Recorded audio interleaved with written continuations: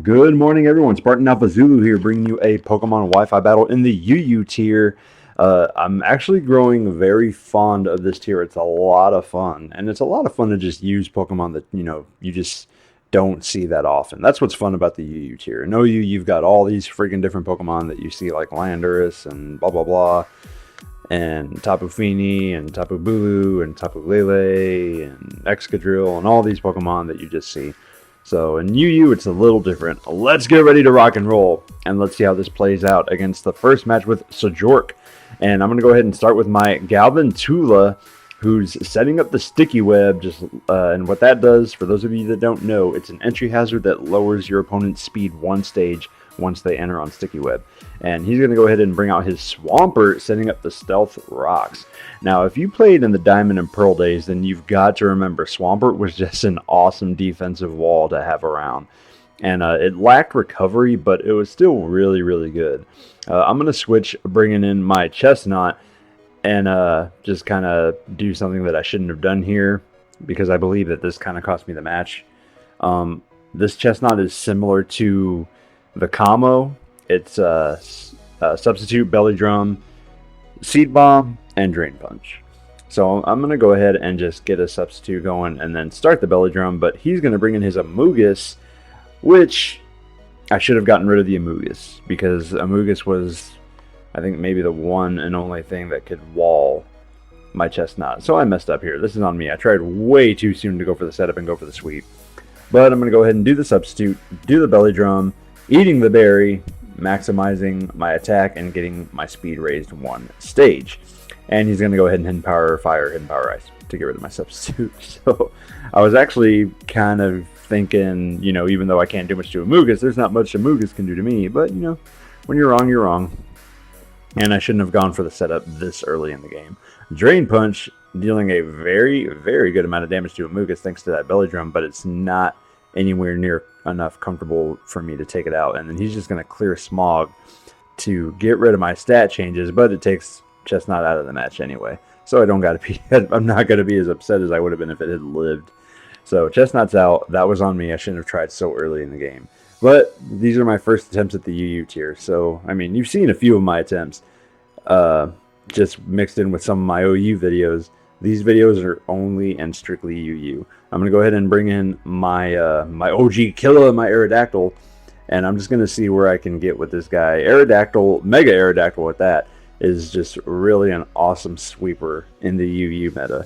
He's an awesome Pokemon in the UU meta, and his attack and speed skyrocket whenever he Mega Evolves. The problem with him in OU though is he just does not have the defenses to make it work, and he also just lacks a lot in his move library. So I'm gonna go ahead and Ice Fang, attempting to take the Amogus out, but he switches back into Swampert, and Swampert just shrugs it off like it's nothing. That's why Swampert is just awesome. And I'm gonna go ahead and switch. I don't want to lose Mega Aerodactyl just yet, so I'm gonna switch into my Hippowdon, and I know that I know he can hit me with Waterfall. He can hit me for super effective damage. But I want to get my entry hazards up, and I'm just gonna go wall against wall. My Hippowdon is Impish Nature, 252 defense, 252 HP. I think with the remaining 4 in attack, just to give it a little bit of some power there. Not much, but a little bit. Its moveset is Stealth Rocks, Slack Off, Earthquake, and I think Ice Fang. But I definitely need to get rid of Ice Fang for Toxic. Because in situations like this, I would have loved to have just used Toxic on this Pokemon and just slowly wear it down. Getting a Toxic on a Swampert is very valuable. Poisoning a Swampert is very valuable. So I'm going to go ahead and get rid of Ice Fang whenever I get the chance. But anyways, I went ahead and went for the Slack Off, healing my Hippowdon. And now I'm going to set up Stealth Rocks, because I'm going to have to lose Hippowdon here. I really don't want to, but I kind of have to, because I need to get my entry hazards up along with the Sticky Web. So Waterfall is just tearing up Hippowdon, but thanks to its good defenses, it's not taking it out just yet. However, after setting up the Stealth Rocks, I'm going to have to lose Hippowdon here, and being 2 Pokemon down at such an early point in the match, and that's going to suck. But like I said, the UU tier just took some getting used to for me. But it's really fun. If anything, it could be more fun than OU. At least I think. It is a lot of fun. And Waterfall taking Hippowdon out of the match. So now I'm going to go ahead and bring in my Haxorus. And Haxorus is a beast in this tier. He's a beast, period. I've even ran into some people using him in OU and just trying him out, and it just sucks that he cannot make it in the OU tier. And the reason I believe is his move library just is not that good when compared to the other dragons like Dragonite, Garchomp. He just lacks a lot that gives him his own coverage in his move library. I'm going to go ahead and Dragon Dance, setting up my speed and my attack, which, thinking about it now, if I'm running Sticky Web, I could probably go with a Swords Dance Haxorus and just make him stupid deadly offensively. So I might give that a shot here. I'm going to go ahead and go for the Devastating Drake on Amogus because I don't know if Earthquake would have done the job. I don't want to get locked into an Outrage, but I know the Z move, Devastating Drake, will definitely take this annoying freaking wall out of the match. So, Devastating Drake from Haxorus after a Dragon Dance is for sure going to knock Amogus out of the match. Finally getting rid of at least that annoying Pokemon, which I should not have never ever set up like that whenever your opponent has a good defensive wall out, because you're just wasting your time, which I knew better than that. That was just on me. I knew better than to set up so soon. He's going to go ahead and bring in Swampert, and Outrage is not going to do anything to Swampert. Actually, that's not a bad amount of damage, but it's nowhere near what I wanted. I would have rather taken it out. But Swampert is just an awesome wall. Roar, getting rid of my Haxorus, making my stat changes moot, and bringing out the Mega Aerodactyl. One thing you guys can help me out with. So, being in the UU tier, I'm having trouble finding a defogger, or a decent defogger, or a rapid spinner. So if you know of one, if you have one, if you prefer one, let me know in the comments. Let me know in the comments what you prefer. And look at that! Earthquake from a Mega Aerodactyl scoring a critical hit on Swampert, and Swampert is still up and swinging. Swampert is just an amazing freaking defensive wall. That is awesome. That's Swampert. That is what I was talking about in the Diamond and Pearl days. Swampert was just awesome when it came to defensive stats. I'm going to go ahead and bring in my Galvantula again. I don't have too much I can do to a Swampert, although looking at my Galvantula's move library, I am going to make some changes here. My Galvantula's Timid Nature, 252 Speed, 252 Special Attack, I think the remaining 4 in HP. Moveset, Sticky Web, Bug Buzz, Volt Switch, and Thunder. And the reason I go with Thunder is because it gets the ability Compound Eyes, which increases its move's accuracy, making Thunder 90 instead of 70. So Thunder actually becomes a very good move to use with Galvantula. He's going to go ahead and bring in his Mega Altaria, and I'm going to Thunder just to, try and paralyze it, because I know I'm probably going to lose Galvantula here. But it does not get the paralysis. And Body Slam, smushing my Galvantula like the little bug he is, and taking it out of the match. But yeah, I'm not gonna say what change I'm gonna make, but I am gonna make some changes to Galvantula. And a force to be reckoned with, definitely in the UU tier, is Scizor. My Scizor is Choice Banded, 252 attack, 252 HP, I think, and the remaining remaining 4, excuse me, are in defense. Why do I keep doing that? So I went for the Pursuit, knowing he was going to switch, but I should have just gone for the Bullet Punch, because I forgot that Mega Altaria is a fairy typing, and Pursuit just didn't do anything to it. So I should have just gone for the Bullet Punch right off the bat. But that's on me. I messed up. I'm going to go back into Haxorus whenever he brings in his Alolan Muck, because the Alolan Muck is just an awesome wall, and he's going to go for the Fire Punch, trying to take my Scizor out.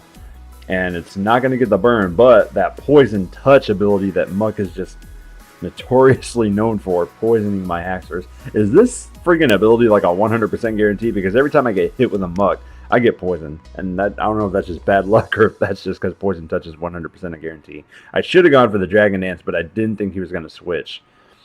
So I'm going to go ahead and just Earthquake right off the bat to attempt to take the Muck out.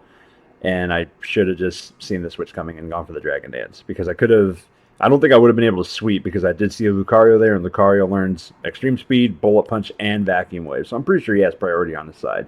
But it would have been nice just to, I guess, the idea of maybe sweeping. Poison Jab is going to knock out Altaria with that. I didn't really need to use Poison Jab with that little HP that it was at. But oh well. And the freaking poison from Muck's Poison Touch is just slowly wearing me down. And Fernape is going to go ahead and come out and lower its speed stat thanks to that sticky web. So I don't got to worry. If it's Choice Scarf, I don't got to worry about it anymore. I'm going to go ahead and Earthquake and take Infernape out of the match. So Haxorus is not going down without a fight, at least. He is putting up a fight, trying to just make some dents in this team and maybe possibly coming back, or at least I thought I was going to come back here. But then I did remember he's got Lucario, and Lucario does learn priority moves. Which, speak of the devil, and he shall appear, Lucario is going to go ahead, and despite the speed stat being lowered from Sticky Web, he's going to go ahead and just Vacuum Wave, which is the special attack priority move that it learns to take my Haxorus out of the match. So, oh well, that would have been a cool, a very nice comeback had that happen that way. I'm going to go ahead and bring in Scizor. I know I can't do much to Mega Lucario. I do know Superpower, but he's going to go ahead and go for the all-out pummeling, the special all-out pummeling, and yeah, Mega Scizor is not going to, or not Mega Scizor, but Scizor is not going to be able to stand this. So good game, very good game for it being one of my first UU battles that I've got recorded. I've had this battle for a while, and I've been meaning to post it. I just haven't had the chance to. But anyways, as I said, very good game. That was a lot of fun. You used a lot of fun. And good game, Sjouk. Moving on to the next battle against... I've seen this guy in Discord like all the freaking time, and I've never, ever just battled him until last night. Sjouk+kurAmOz. He's a very good freaking Wi-Fi battler, a very good battler, a very good player. And last night was the first time that we've ever gone at each other in the UU tier. So he's going to go ahead and start with his Mega Beedrill. And I'm going to start off, I usually start off with Galvantula, but I saw Fortress in his team, and I figured he was going to start off with Fortress. So I went with Infernape. And seeing Mega Beedrill there, I didn't know if he would have known if it was Scarfed or not. So I went with the Flare Blitz, but I should have gone with the U-turn because he's just going to bring in Sesamatoad. And with that groundwater typing, Sesamatoad is just going to laugh all day at the Spirit Blitz. So that really sucks for me because I should have seen this coming. I actually know better than that. I know better than I know to be safe rather than sorry. So I should have gone for the U-turn there. And once again, that's on me. I'm going to go ahead and switch and bring in my Galvantula because I want to set up my sticky webs at least. I know Stealth Rock is probably coming because I mean I'm locked into a Flare Blitz. And that another thing I should have known better is Choice Scarf and Infernape, which is what mine is actually really common. In my opinion, the most common Pokemon that you're going to see, the most common set you're going to see on Infernape in the UU tier. That Infernape was Choice Scarf, Jolly Nature, Flare Blitz, Close Combat, U-turn, and Gunk Shot. For those of you that were wondering. Sticky Web, getting my entry hazard up, and just laying it down. And he's going to go ahead and bring in his Alolan Muck. I'm going to Volt Switch, getting Galvantula out of there because Galvantula cannot do anything to Alolan Muck. And I'm going to go ahead and bring in my Swampert because I do not see Alolan Muck doing much to Swampert. Or so I thought. Fire Punch from Alolan Muck. And that annoying Poison Touch ability triggers. So like I said, if this is a 100% guaranteed ability, please let me know in the comments. I don't think it is. Maybe that's just my luck is just really, really that bad. But anyways, he's going to swap his Alolan Muck out, bringing in Fortress. And I knew the second I saw the switch, I made a mistake to not switch out because for one, Alolan Muck can't do anything to Swampert. And for two, he's going to want to get rid of the entry hazards. And Fortress is a very good rapid spinner. So I should have seen this coming. I should have seen the Fortress switch, and I should have immediately gotten Swampert out of there. Gone back into Infernape to just, threaten his Fortress because Fortress, and not even that, it knows Sturdy. He was going to get a rapid spin off regardless, but still, just getting Fortress out of this match is so beneficial, especially to my Haxorus because Fortress just laughs at my Haxorus all day. So he's going to go ahead and rapid spin as I predicted, getting rid of all those entry hazards that I set up, and now I'm kind of back to square one, whereas he still has Stealth Rocks against me. And I'm still having trouble finding a freaking defogger and rapid spinner myself. U-turn, kind of just breaking his Sturdy, and the Rocky Helmet is going to deal some unwanted recoil damage to my Infernape. And I'm going to go ahead and bring in my Galvantula again, trying to get my sticky webs back up, but he's going to Volt Switch, dealing a not too much damage. So I really want to get my sticky webs back up because I want to slow down this freaking Mega Beedrill. But the problem is Mega Beedrill, when it Mega Evolves, it gets the ability, Adaptability, which means stab attacks doing 1.5 damage now do ×2. And check this out. U-Turn is going to take Galvantula out of the match. And that is why Mega Beedrill is just stupid. He's awesome. He's stupid, like, you know, but he's awesome. He's going to go for the Raticate, and the Flame Orb, proccing on Raticate, meaning that tells me it's Guts. So now his attack is just on that. His attack on that Raticate is just boosted to stupid levels. I'm going to go ahead and bring in Infernape because, I mean, I got Close Combat. I'm Choice Scarfed. Sucker Punch will not take out Infernape because I resist the Dark typing. But he's going to bring in Sesamatoad. I should have gone for the Close Combat. Don't ask me why I didn't, because I don't even know why. I don't even know why I didn't. I went for the Flare Blitz again, not doing anything to Sesamatoad. It just laughs at it. And at this point, I'm just doing damage to it to do residual damage to it, and maybe luck out and get a burn. So I'm going to go ahead and just let Infernape get taken out here because I don't know what to switch into at this point. And I'm just going to let him take it out with Scald. Or Earthquake, depending, because Sesamatoad is a ground and water type, which I'm weak to both. But he's going to go ahead and go for the Scald, taking my Infernape out of the match. Learning curve, guys, learning curve. I'm learning here. Now, I don't really have too much to take out this Sesamatoad. I'm just going to go ahead and try and break through the wall with Haxorus. The Haxorus is not really a wall breaker, but, I mean, I'm going to go ahead and try it anyway. I'm going to go ahead and get my Dragon Dance up, hoping that he does not get the burn with Scald, and maybe I can just make a dent in his team here and just clear the remainder of it with Scizor.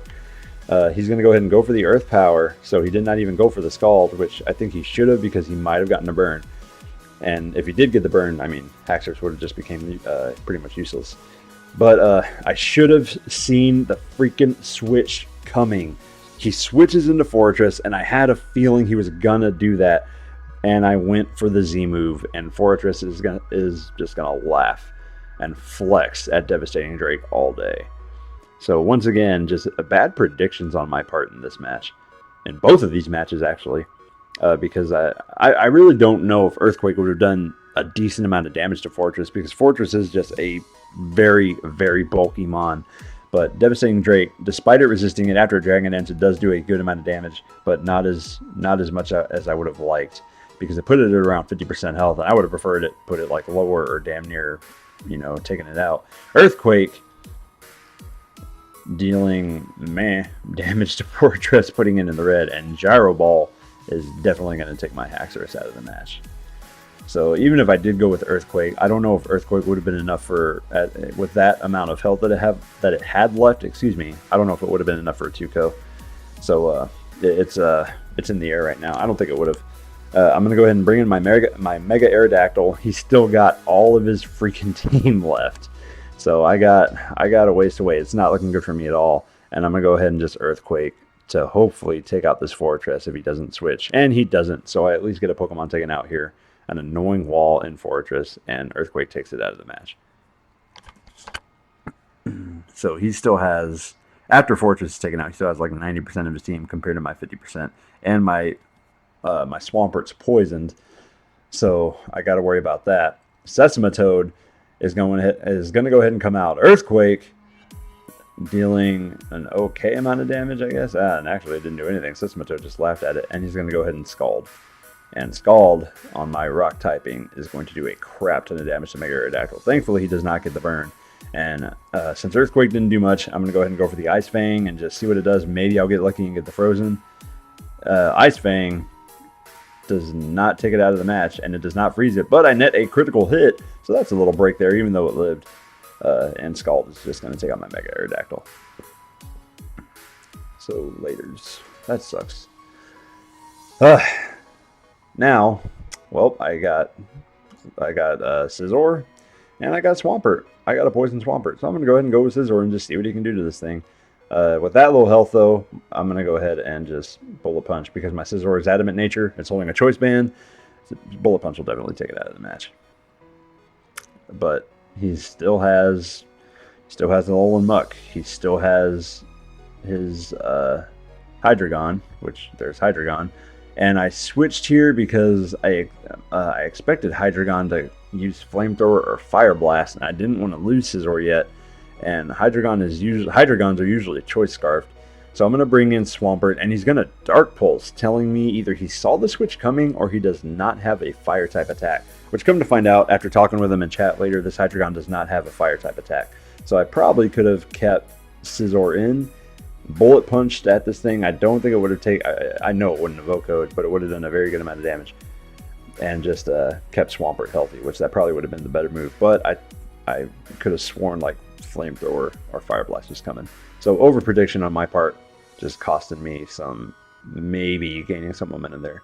And Bullet Punch on a full health Hydreigon, putting it below 50% health, not taking it out of the match. And Dark Pulse is just going to do its work. So I've lost at this point. I mean, there's no way to come back. I do know Bullet Punch would have OHKO'd that Beedrill. I don't think it would have OHKO'd the Muck, but he still has Eradicate, sporting that Sucker Punch, which he's bringing it out right now. And Steel types no longer resist Dark and Ghost, so that's going to hit for neutral damage, taking my Scizor out of the match. So good game, KurAmOz. Good games all around, guys. Hope y'all enjoyed the battles, guys. Comment, rate, and subscribe. Join my Discord, and I will see y'all later. Thanks, everyone.